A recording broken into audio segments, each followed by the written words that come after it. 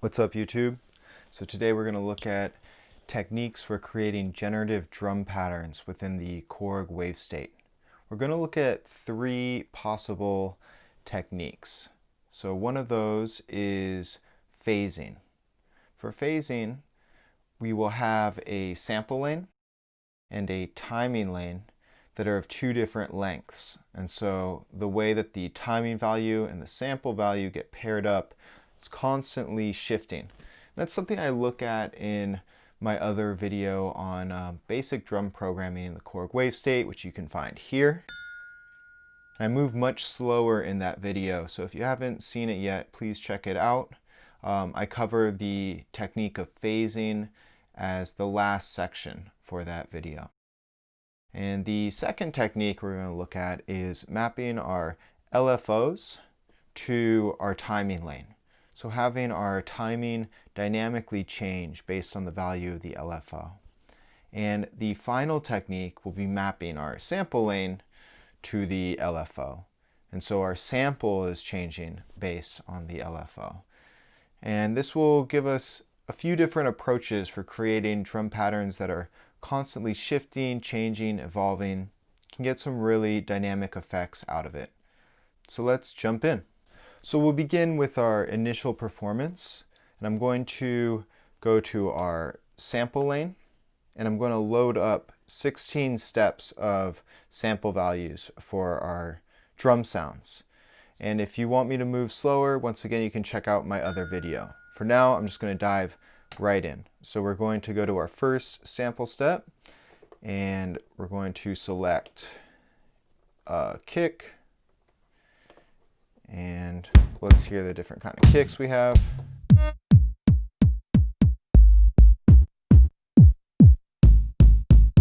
Let's choose this kick dance 12. So enter. Now our second step, let's hit enter and solo that step. And we'll choose a hat sound for our second step.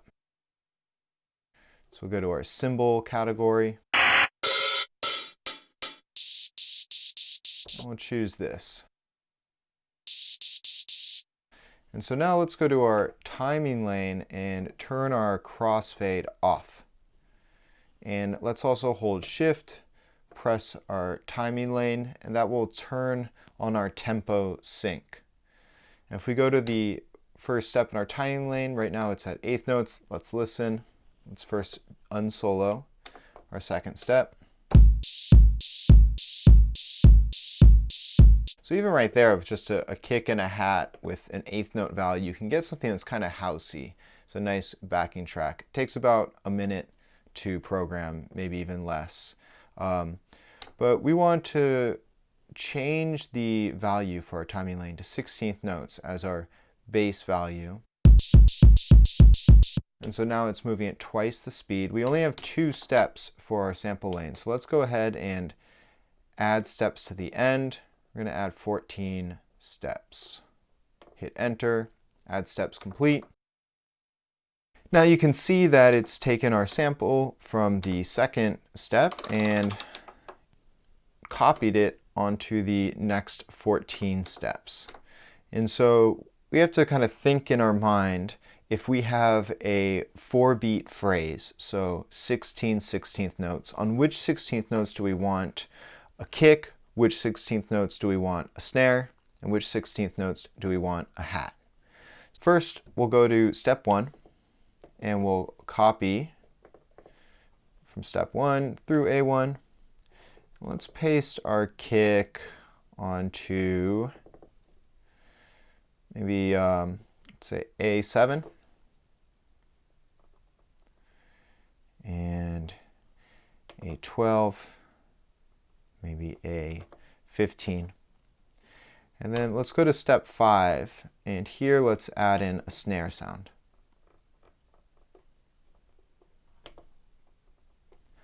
Let's solo that. Let's go for ambi hit 1, and then let's copy that. So copying A5, and then we're going to paste it. Let's paste it onto A13. Let's unsolo. Now let's hear what we have. Oh, so we need to make sure that we change our loop end. Let's hear it.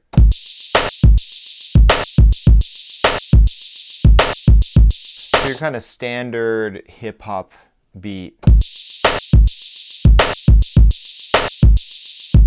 Now, of course, you can go into individual steps. You can change the sample.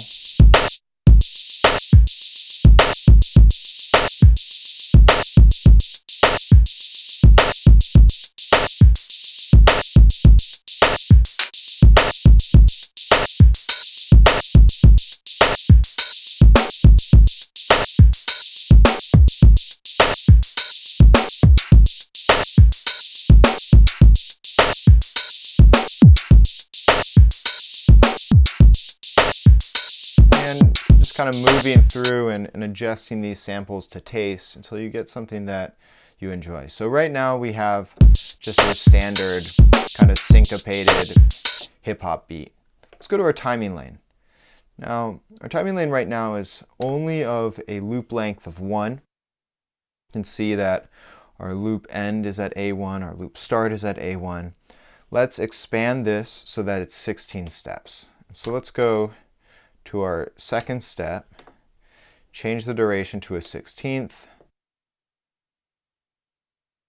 and then we will add steps to end, add 14 steps. Now each step is going to be connected to one of the samples. So if we go to our performance, we can watch both of these move together. So it sounds the same because we have a 16th note value for every single one of our steps. Well, let's say we can turn some of these into quarter notes by multiplying it by 4. And we can turn some of them into eighth notes. We can turn some of them into dotted eighths. Now let's hear what's happening. It's probably going to be, I'm not really sure what I just did, but we can experiment and just listen.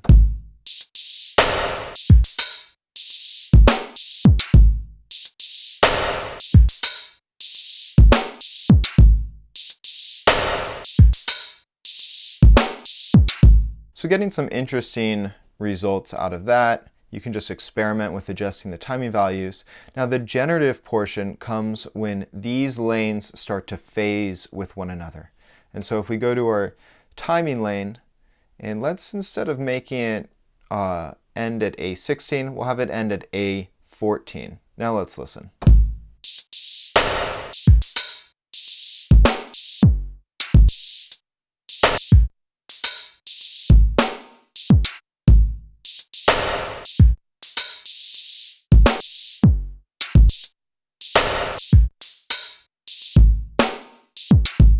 So you can hear how each cycle, the timing lane and the sample lane get offset by 2, where the timing lane ends 2 steps early. And so it'll take a number of cycles for those to finally join back together and be synchronized once more. And so you can create variations that provide some sort of dynamic evolution to the sound, just using this really simple technique of phasing. So that gives us our first generative technique. Really simple, really basic. Let's go to our timing lane once more, and let's change our loop end all the way just to A1. You can see for A1 that there is a base value for our duration, so the lowest possible value. And then there's a multiplier. And so the multiplier will give us rhythmic values that are related on an integer basis to the base duration value. So right now our base duration value is 16th. Let's change that to a 32nd. And then let's up our multiplier by 2. Now let's listen.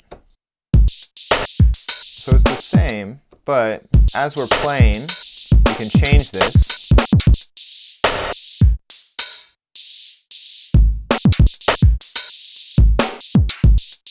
And so right now we're changing it. It sounds kind of awkward, kind of weird.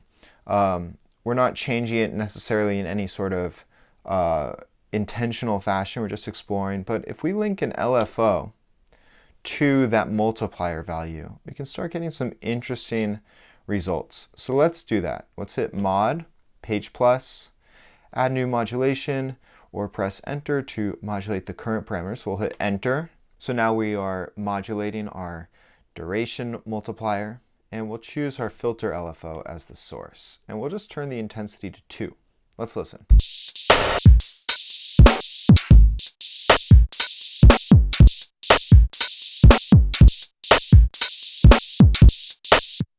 Right now our filter LFO's frequency is 2 Hz, which is completely unconnected to our tempo of the default 104.6. So let's turn on our tempo sync for the filter LFO by going to Tempo, turning the knob to On, and let's just experiment with different values for the frequency of our filter LFO. Let's listen.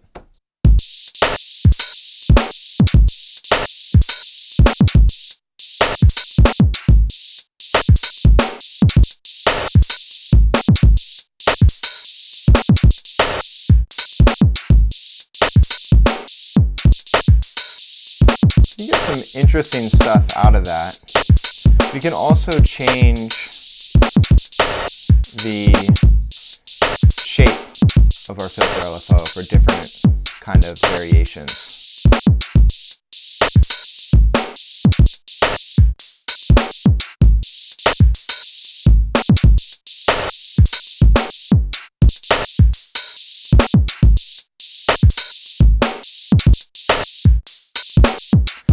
So that's one place to modulate the duration or the timing for our timing lane. There's also the macro control of speed for the timing lane.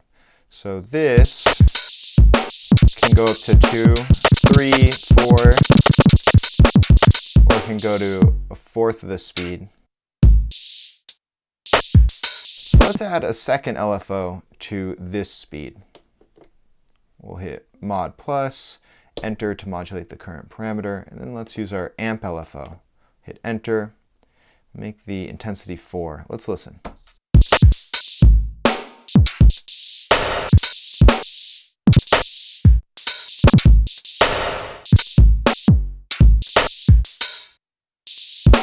And so we can make the same adjustments that we had with our filter LFO with our amp LFO.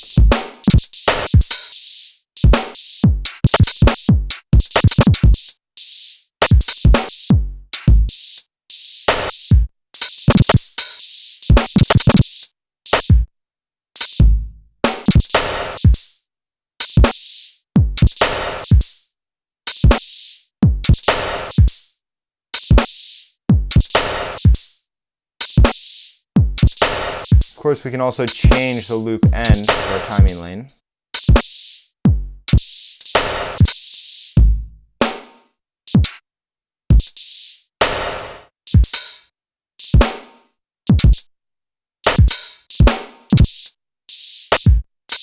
We can have this be modulated by the amp LFO as well.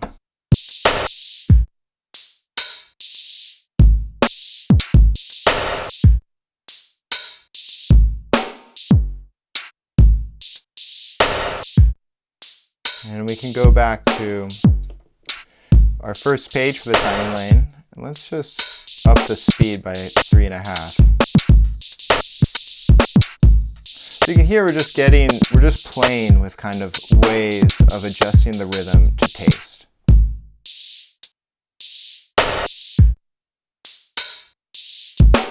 So you can get kind of glitchy, IDM-y stuff. Right now we're just using really the bare minimum. We're just using sample and timing. Of course, there's effects, there's filters, there's many ways that you can modulate this. But I just want to introduce the idea of how you can create generative rhythmic structures. So that's our second generative technique for creating drum patterns within the Korg Wavestate. Now, we can also change the sample according to LFOs. So let's first let's reduce this craziness in the timing lane by going to our mod, and let's just turn off our modulations here. So we're back to our original sample.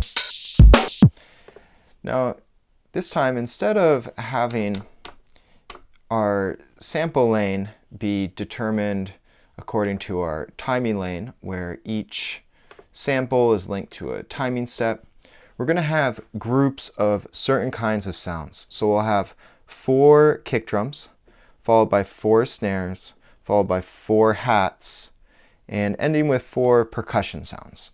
So let's first choose our kicks. Let's copy A1, which is our kick sound, and let's paste it on A2, A3, and A4. And now we'll copy A5, which is our snare sound, and we'll paste that on A6, A7, A8. And now we will copy, let's make sure A9 is a hat. Yes, it's a hat sound. So let's copy A9. And then we'll paste it to, A10, A11, and A12. Now lastly, we have A13. Let's choose just a percussion sound for this. So let's see what, so this toink, why not? Toink, and let's copy that. A13, copy, and then we'll paste it, A14, A15, A16. Now, we've copied and pasted these same sounds. Let's choose some different sounds that are of the same type, so some different kicks. That'll give us a bit more variation in our pattern ultimately. And some different snares.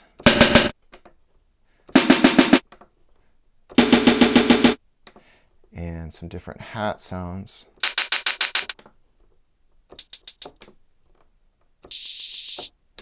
And some different percussion sounds. So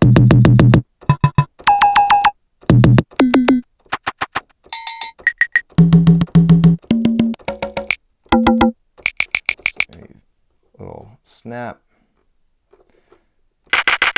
Little clap.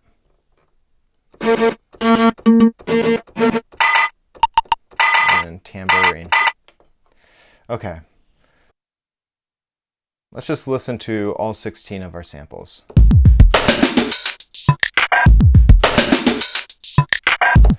Cool, so it's running through these just in its normal order. Let's instead change our start and end to A9. So right in the center. We'll do that for both our loop start as well as our start. So now it's just on this middle sample. What we can do is we can assign an LFO, we'll use our pitch LFO, to have it modulate the start and loop start loop end time, so that only one sample is being selected at a time.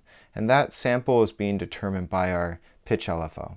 So if we go to start, mod plus, hit enter, pitch, enter to continue. Let's turn this intensity to 9. And let's do the same thing for our other parameters.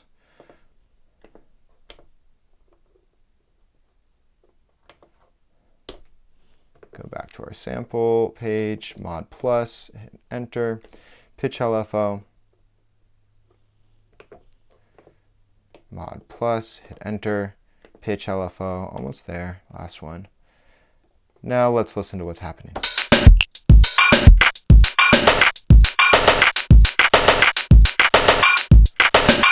So using our LFO to choose a random sample.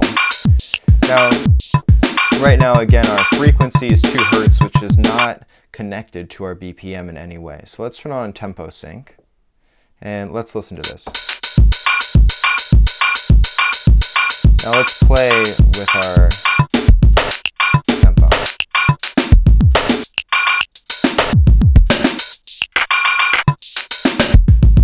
So you can see the LFO moving through our samples, right?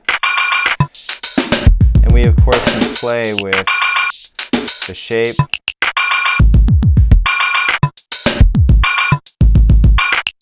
We can play with the frequency.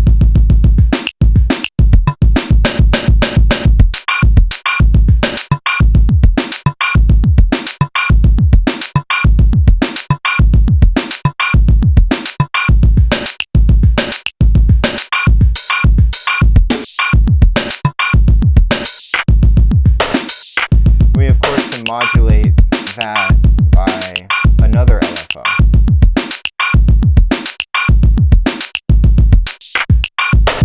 So right now we're modulating our multiplier for the frequency by the amplitude LFO.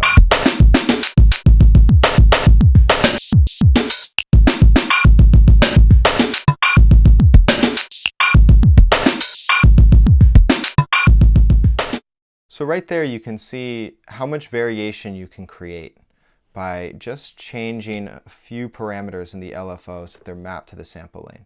Now, right now we've only used timing, we've only used the sample lane. I'm just going to demonstrate how we can use gate, how we can play with the filters, add some effects to make this really come alive. So gate is particularly good for drum sounds. It helps add articulation. So we can modulate that by, you guessed it, an LFO.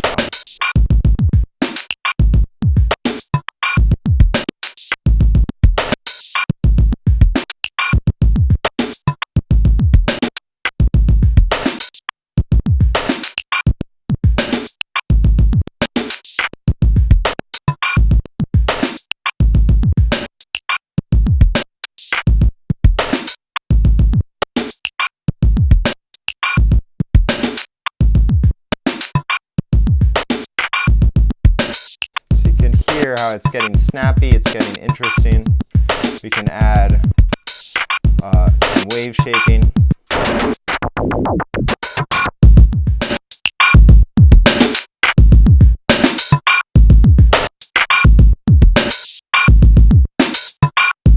To kind of beef up the sound a little bit. Add some chorus.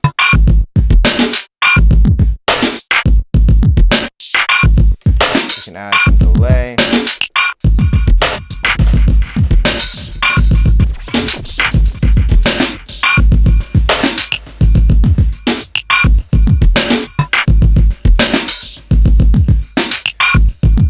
Now we can go to our LFOs, and we can have that adjusted by a mod knob to kind of make it dynamic and controllable.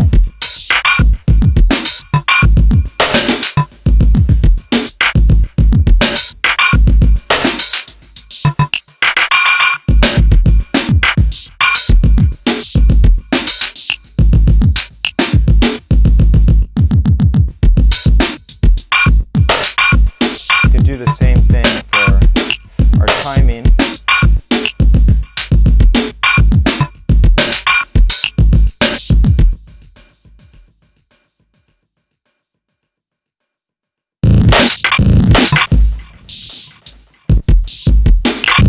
That's a little bit too much. I like that.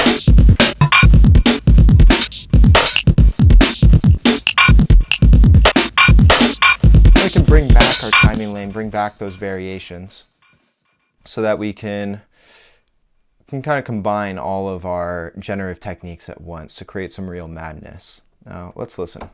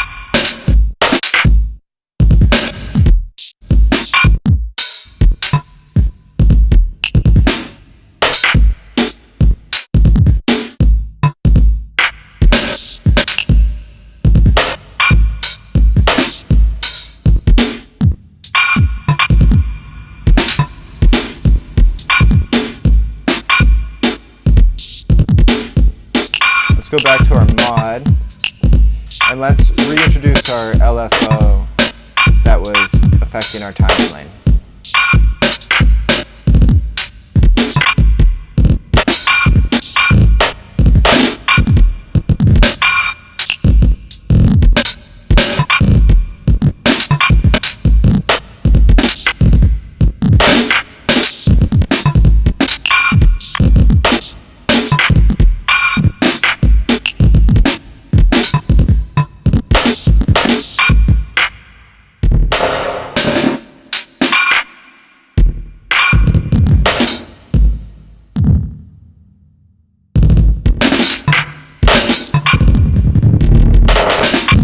Experimenting with this.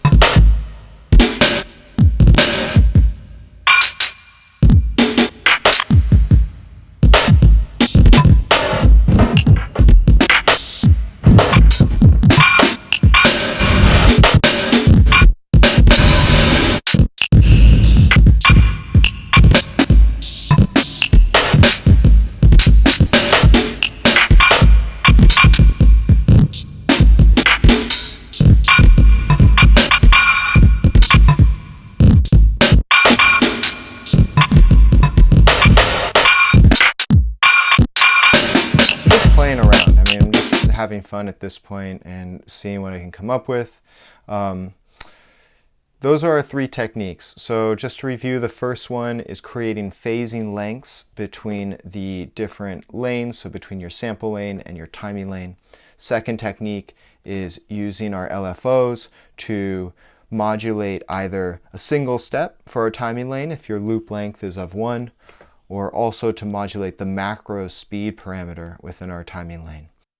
Our third technique for generative drums is to arrange our sample lane such that it's in groups. So we have our kick drum, our snare, our hat, percussion, and then use an LFO to read through those samples. And as you can hear, when these techniques are combined with one another, when they're superimposed on one another, you get very interesting effects that you can play around with a lot. It's perfect for kind of IDM type creations. I hope you use this. I hope you have fun. If you enjoyed this video, if you found it informative or helpful, there's more to come. So please like, please subscribe. I'm going to jam for a little bit and just see what happens. Thanks for watching. I'll see you next time.